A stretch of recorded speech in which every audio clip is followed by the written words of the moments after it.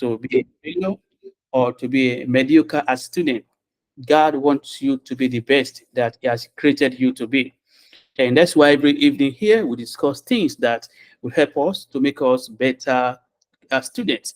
So last week we discussed about our preparation for the fall semester, and in the talk I reminded us that the summertime, we know that people use it for different things, and some of us were doing our internship, some of us are not doing internship, or some of us are doing research, some of us are in the school, some of us are taking summer classes.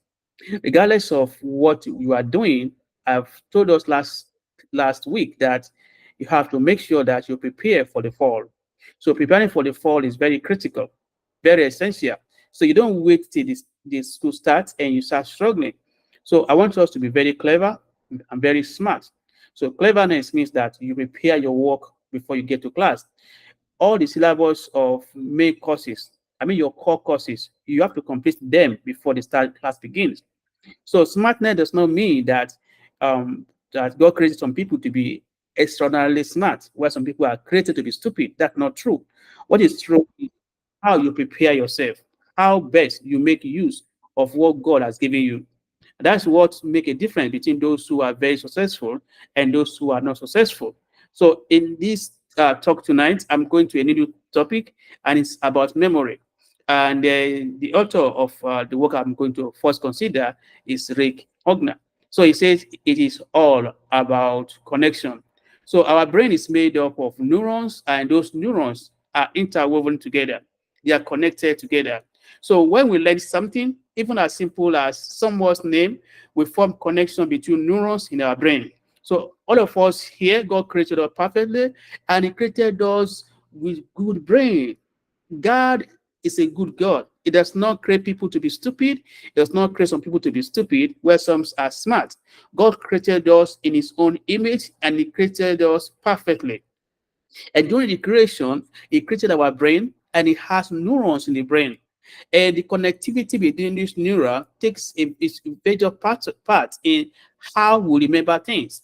So, for instance, if you see me for the first time, and I say my name is Oladuni, and most people find it difficult to pronounce the first time. But the more you see me, the more you see my name, the more it sticks in your brain. And the neurons in the brains, the more they are interconnected together, the more you'll be able to remember things.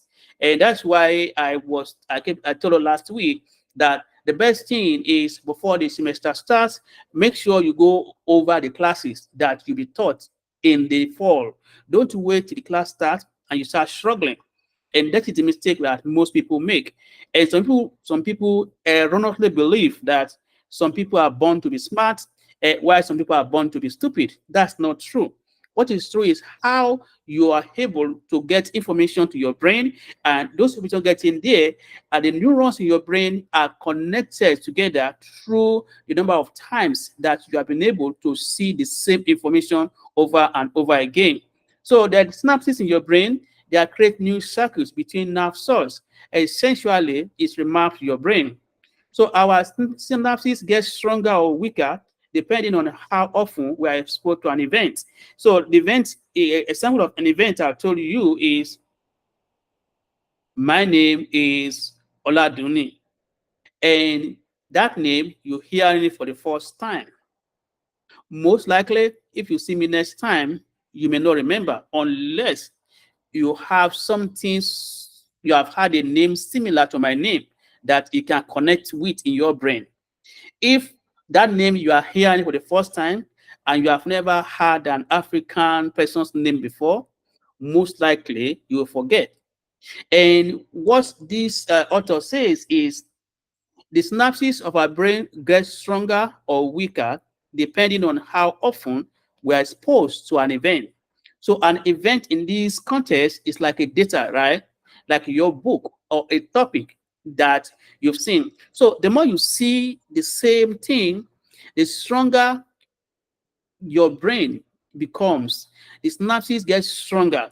So if you see something one time, two times, three times, you see it 10 times, right? And some other people have seen it 100 times. Most likely, the person who have seen it 100 times will remember it faster than you that have seen it 10 times. This is what I'm trying to say. Some of us in programming world, right? Some people start coding as early as 5 year old, and they've seen some of the semantics and the syntax of programming. Let's say they start with maybe Python, and that's what they've been doing as a 5 year old, and they've been doing that even if it's not regular, but they have been seeing the same thing consistently till they come to college. So let's say they go to college at 18, right? So it means that consistently they've been seeing this thing for like 13 years, and the brain has been seeing it. So if they now come to a class and they're teaching Java there, and somebody that has not experience of Python will struggle more than someone who has the experience of Python. And this has to do with how often your brain is being exposed to the same event. So the more your brain is exposed to the same event, the stronger the connectivity between the neurons in your brain. If you're not exposed to the same event regularly, often, it's most likely you will not remember that thing. And this is where the difference comes in between students who persevere. Some students, once they study something for the first time and they cannot retain it, they get tired, they put it away, say, I don't think this is for me. No, I've seen students coming to me and saying stuff like that. And why you are saying that is because you have not seen that event at a longer time. So most likely you are seeing that chapter in your textbook for the first time or for the second time. But if you can go further and trying to see the same topic 10 times, most likely you will be able to remember it. That's why the author says that the synapses of our brain get stronger or weaker depending on how often we're exposed to the same event. So if I'm exposed to the same event over and over and over again, most likely I will not forget because the synapses in my brain have become stronger. But if I don't expose myself to this event regularly, then most likely I will forget. And sometimes you have studied some things, right, before your test. And when you get to the test, you just remember you forgot. You try to remember that thing, but I saw this thing in the textbook before this test starts. How you see that I've forgotten them? Most likely those things you just rush them, maybe you memorize them when the test is very close. But if it's something that you have been studying during summertime, you spend like 3 months studying it, and during the fall semester, the professor comes in and starts saying the same thing, you will most likely remember. And all of a sudden, they will think that she's a genius. As you see her, she knows everything. It's true that you know everything, but it's not true because what you did was that you allow yourself to be exposed to the same event over and over and over again. And this comes back to my talk of last week that you have to make sure that before this fall starts, go through your work. Make sure you go through your work, study it, and get ready, most especially for core courses, because these courses are built on hierarchy, meaning that one will be on the top of the other, and another one will be on top of the other, and they are like chain, they are linked together. So if you are weak in a particular area, most likely when the time goes on, you become weak and weaker, and eventually you may drop out. And an example I know regularly is this programming thing. If you have started programming CS1 and you don't understand it very well, and you move to CS2, what you miss in CS1 will hurt you when you get to CS2. And the problem now is if you still don't find a way around that problem, by the time you get to algorithm class, you will be lost. So what I want us to do in this in this talk is for us to understand that the more exposed your brain had to an event, the stronger the synapses will be, and it become weaker if they are not exposed to it regularly. So the more we are exposed to an activity, like a golfer, right? Practicing a swing 1,000 times, the stronger the connection. True or false? This is true. Because if a golfer goes to his field and begin to practice a swing 1,000 times, that person will become stronger. This is example is again back to people coding, right? If your own code is just what the professor writes in the class, that's all you do, that's all you know, then you will not be able to go far, because this thing you have to be doing it regularly. There is some website people go there to code, like I think Let Code. So you go there, you do your coding over and over again, expose yourself to the same thing 1,000 times. Most likely you will not forget. But people that forget easily are people that do not spend time to expose themselves to what they need to learn. And your parents send you to the university, right? You are in the dormitory. So the goal is that you will make the most of your time, go to library and read the same textbook over and over again, just like this golfer. So this author says the more we are exposed to an activity like a golfer practicing a swing 1,000 times, the stronger the connections in our brain. So again, the less exposure, however, the weaker the connection, which is why it is so hard to remember things like people's name after the first introduction. This thing is true. It's not like God created some people to be so smart and make other people to be stupid, or some group of people are meant to be genius, while some people are meant to be stupid. People work hard to get what they get. And don't let anybody scare you that, okay, I'm born that way. I'm born a mathematician. I'm born a physicist. A matter of fact, I don't study at all. Everything comes to me naturally. Really? That's not true. What is true is that one way or the other, this person must have exposed his brain to the same event over and over again. And in the process, there is a connectivity between the neurons. And the more they are connected together, the most likely that individual will not forget what he learned. So this is an example right here. It's the brain of an individual. It could be a man or a woman. You can see the neurons are in red, and you can see the synapses like circuits that connect them together. The more interwoven those things are, the more smart you're going to be, because this same event are be connected in different ways. Then you will have a perfect understanding of that particular concept. So laziness does not work. People that are lazy, they just say, okay, I don't think this is for me. It's not for you because you don't want to commit the time to it. If you put in the time, you will find out that your brain seeing the same thing over and over again, just like this golfer. This golfer that practicing the same thing 1,000 times. How is he not going to know how to do it? So the more you are exposed to your activity, maybe whatever you're doing, with over and over and over and over and over again, you will become an expert in that area. I believe God that God who created you to be a smart person will not disappoint you in Jesus' name. So I'm going to a part of our discussion now.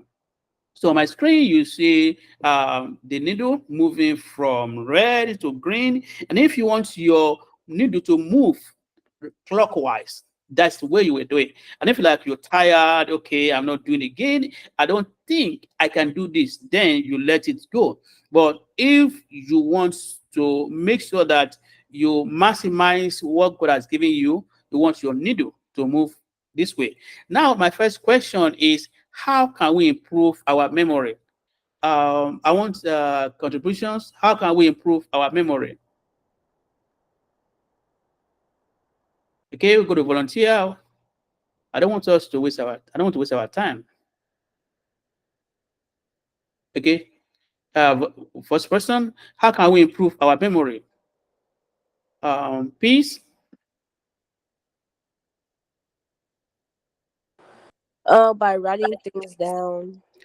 By writing things down. Okay. Um, that's Miriam, right? That's Dami.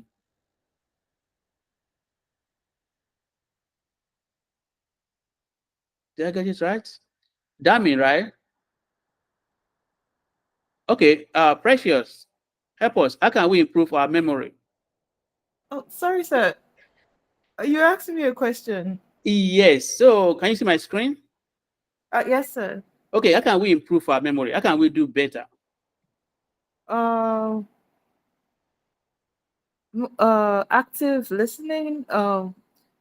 What I normally do to improve my memory is keep revising, repeating everything that I've learned, everything I've been taught, especially at the end of the day. So that's I think we improved our memory.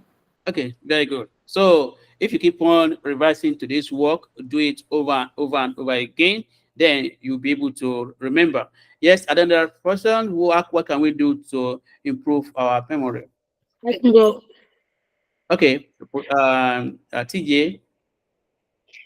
One thing we should do to improve our memory is get off the screen and start reading books, and like take pictures of it so you can remember. You can remember it in your brain. Okay, so we can take picture of it and trying to go over the picture over and over and over again. Yes, another person. Yes, how can we improve our memory? Like now in the class, right? I'm taking maybe any class, maybe chemistry class, or I'm taking psychology class, and I know this class I'm not very good at it. So what can I do to make myself very good at it? Yes, Jose, how are you? Are you here? I'm here. Okay, so Uh, what do you do? I I can say you can continuously uh, practice on the skills or exercises of the scientific problems or questions, and until you get better at it and able to solve it more easily. Okay, very good. So if we practice more, we can retain more information. Yes, another person. Okay, I'm going to give the answers, but I want us to give contribution. I see Oriofe. How are you? I'm fine, thank you, sir. Okay, what can we do to improve our memory? I think most people have said it all. What I usually do is I revise. Um, what helps me, I would also say learn or find out the type of learner you are, whether you're a visual learner or you're an audio learner, or you learn through like doing things repeatedly. So for me, I would say that I'm more of an audio learner, and what I usually do before my exams or before class is that I go through the material and I make audio recordings on my phone, and then I listen to them later on. Or as I go about my day, I listen to them. Okay, okay, very good. Yes, that's a very good idea. So she records and she listens to it over and over again. So you can hear the same event over and over again. Yes, another person. Hey, Praise, how are you? Can you talk? I'm hello. Okay, can you talk where you are? Yes, what can we do? I think that we can like read things over and over again, and when we don't understand them, we can go ask the teacher for help or talk to people in our class who might understand it better than us. Okay, very good. So we all said well. Then I put some points here. Prioritize your work and select your classes carefully. So some of us in our schools we have program of study, right? Though I saw some departments they give their students what they must do. So if it's like we are in a department where they give you what you must do, that's a different from departments where they allow students to talk to the advisor, right? So once students talk to the advisor can advise you on classes to take and the one not to take. But at the end of the day, it still comes down to the student.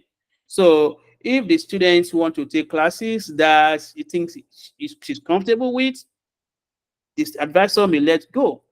But this is what I'm going to say. So if you have a program of study, right, and they say, okay, this semester you take those classes, next one you take. So I think in nursing, they force them, right? Like they give you classes that you must do. You don't have a choice. But like in engineering and computer science, students have choice. So if you have like to take 4 classes, right? So those 4 classes you want to take, you want to make sure that you don't take classes that are all of them are heavy. If they are all heavy classes, then you may get burnt out. That's what I mean by select your classes carefully. So you want to take classes that are heavy and mix it with the ones that are easy if you know your capacity. So, but if you know that you can take the heavy class at the same time, that's okay.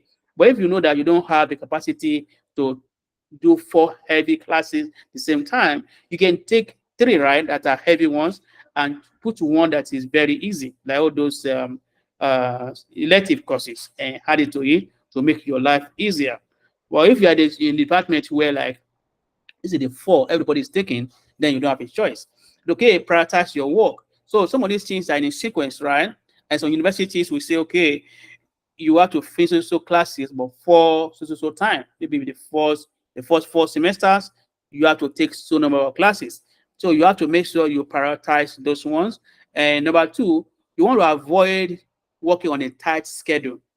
If you work on a tight schedule, that you leave your work, you go out there, you play, you waste all the time, and this homework is due 11:59, and now 11 o'clock you just start writing and struggling, then you may not be able to retain the necessary information that you need. Then some students are fond of going to class late. So I hope nobody on the call here goes to class late. You don't want to go to a class late, and once you start coming late, professors will not have a good impression about you. Indirectly, they will think you are an unserious student. So, like, the first time you come late to my class, if I let you stay, second time you come late. Third time you come late, I just assume that this student is not a serious student. So you don't want to go late to class. And if you go late to class, then you miss the class in the middle. So what they have said before you come because be a problem for you, and that will affect your memory. Then seek for help when necessary. So there are several resources in the school. There are tutors lab here, there is office hour for the professor, that discussion period, and things are a lot easier in this part of the world than some other places. So here you can go knock on a door, you can send email, you can schedule a Zoom meeting with the professor, and there are places where they have graduate students where that have their graduate lab that are like your teacher assistants.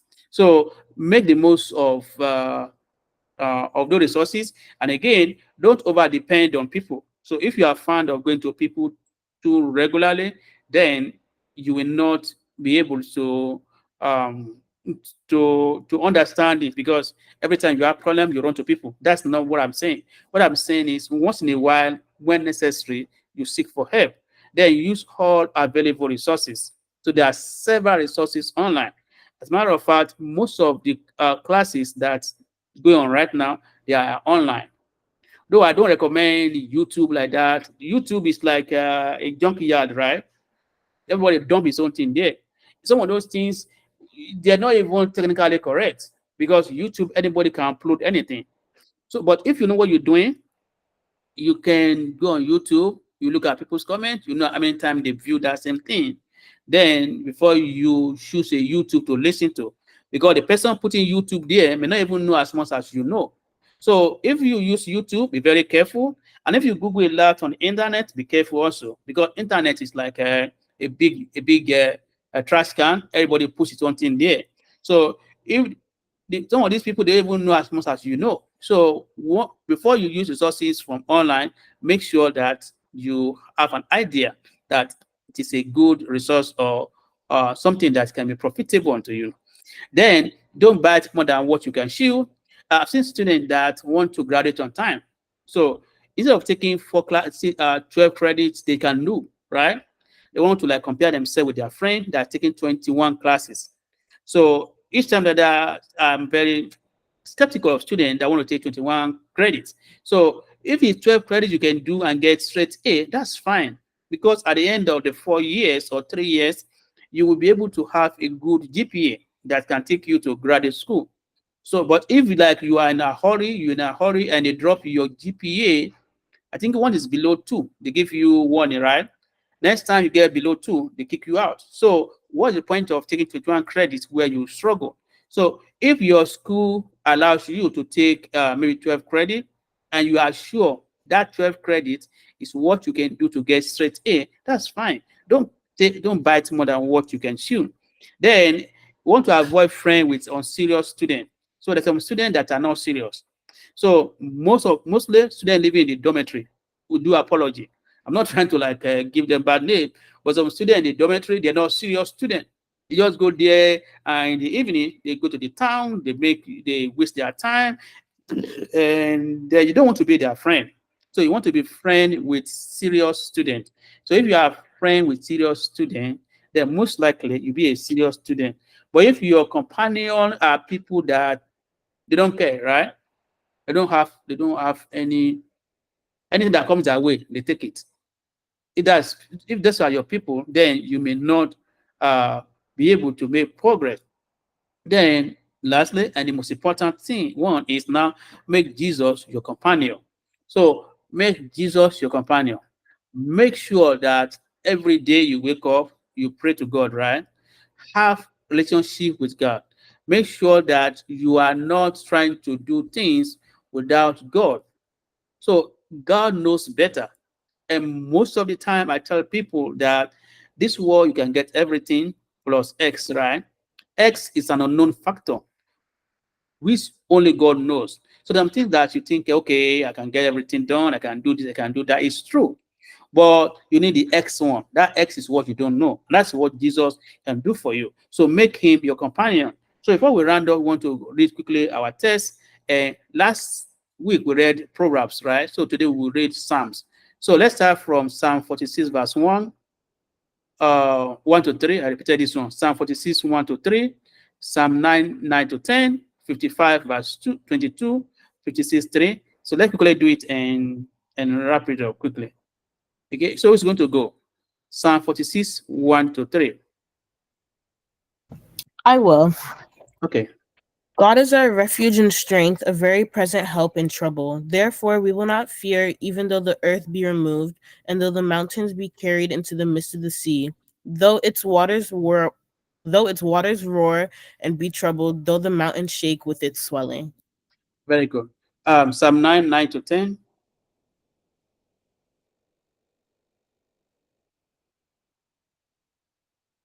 The Lord also will be a refuge for the oppressed, a refuge in times of trouble.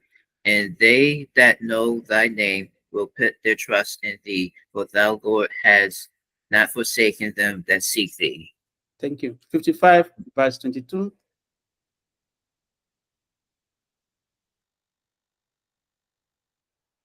Psalm 55, verse 22.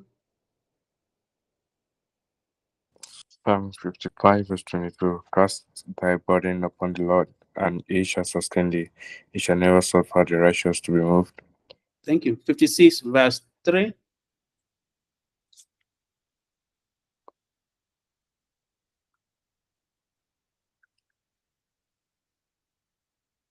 Yes, What yeah. time, sorry, what time I am afraid, I will trust in thee. Thank you. 23, verse 4.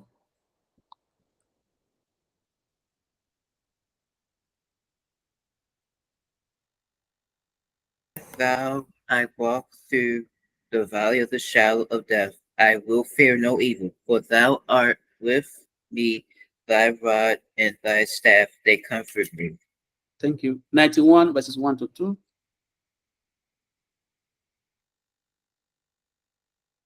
He who dwells in the secret place of the Most High shall abide under the shadow of the Almighty. I will say of the Lord, He is my refuge and my fortress. My God, in Him I will trust. Thank you. Verses 3 to 7. Psalm 91, 3 to 7.